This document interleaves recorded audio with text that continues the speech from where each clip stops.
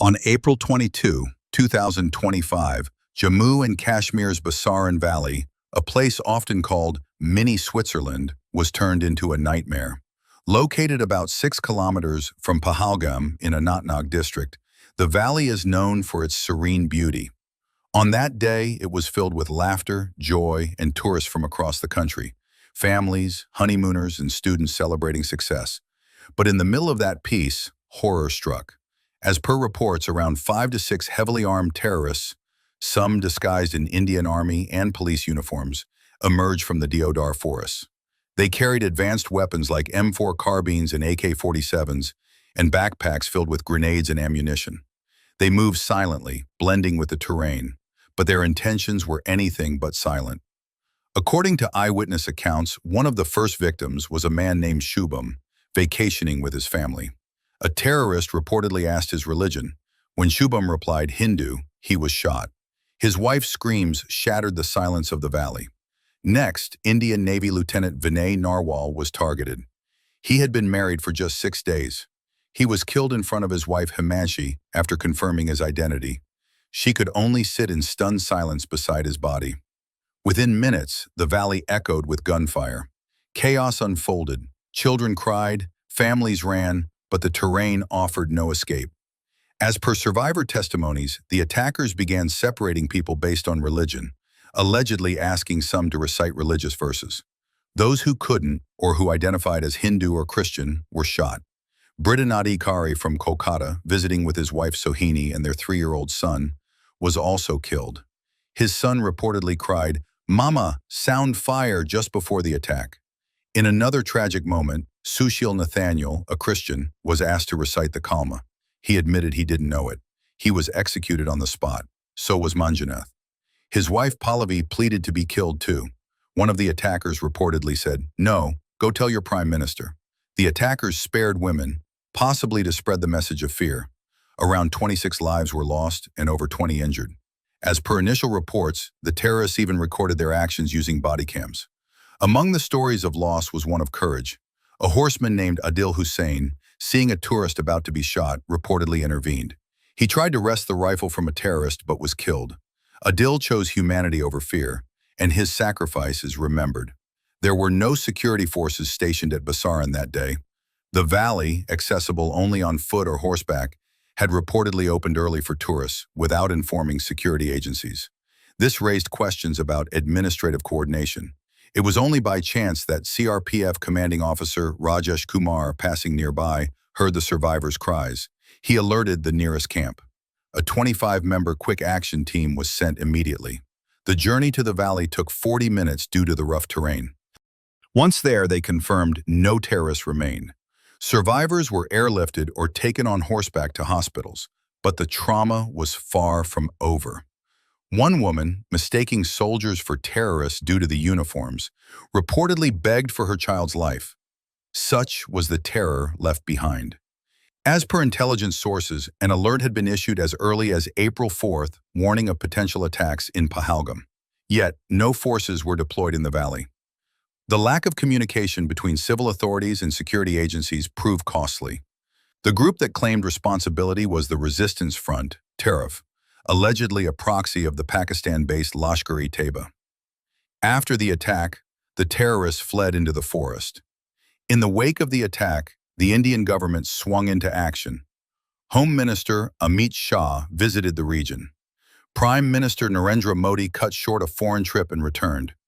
On April 23rd, an emergency meeting of the Cabinet Committee on Security was held.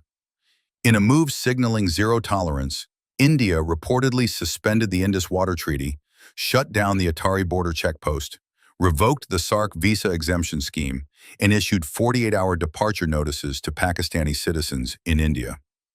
Diplomatic staff were also reduced. Indian digital platforms began removing Pakistani content, news channels, sports broadcasts, and influencer accounts.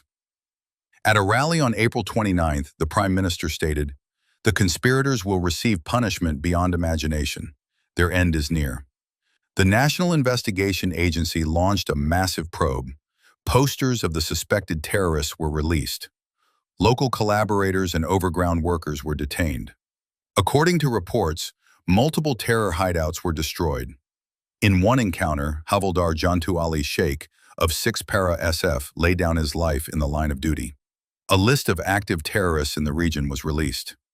In a surprising move, TRF retracted its claim, saying its account was hacked. Pakistan's Prime Minister offered cooperation, but India did not accept a repeat of the 2016 Pathankot mistake. Back then, Indian authorities allowed Pakistani investigators entry, but Pakistan later refused reciprocity and blamed India. This time, India stood firm. In response, Pakistan suspended parts of the Shimla Agreement and closed its airspace to Indian planes. Tensions rose at the line of control, with reported ceasefire violations. On April 29th, the Prime Minister met top defense officials and gave a clear directive. Take any action necessary to eliminate terrorism. Nations like the US, UK, France, Italy, and Saudi Arabia expressed support for India. China, however, as per diplomatic observers, backed Pakistan, highlighting a growing geopolitical divide. Analysts believe China views India's economic rise as a strategic threat. India is projected to become the world's third-largest economy by 2028.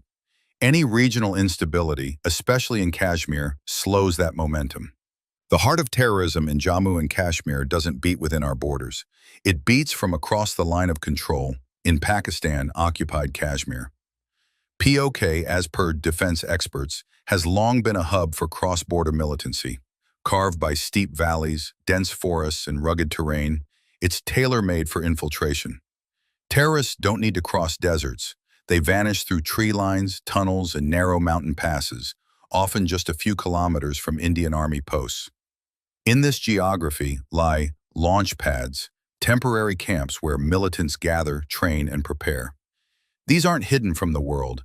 As per intelligence inputs, they're backed by Pakistan's deep state, run by groups like Lashkar-e-Taiba, Jaish-e-Mohammed, and Hizbul Mujahideen, and allegedly shielded by the ISI and elements of the Pakistani military. POK's radical madrasas, many unregulated, are said to spread anti-India propaganda, targeting unemployed youth. In some areas, children are trained with rifles before they ever see a schoolbook. And while India protects its borders, the LOC isn't a wall. It's a porous, mountainous line where forests and fog offer cover, and even a few minutes of local support can make someone disappear. This is why attacks like the one in Pahalgam are so hard to prevent, and why India's response must go beyond arrests and manhunts. India has already proven it can act with diplomacy, deterrence, and precision. The question is no longer can India act, but when and how. Until POK is no longer used as a terror base, no valley in Kashmir is truly safe. This isn't just about territory. It's about peace. It's about justice. It's about never letting Kashmir's soil, on either side of the LOC, be stained with innocent blood again. Thanks for watching. Subscribe for more. Stay informed, stay aware,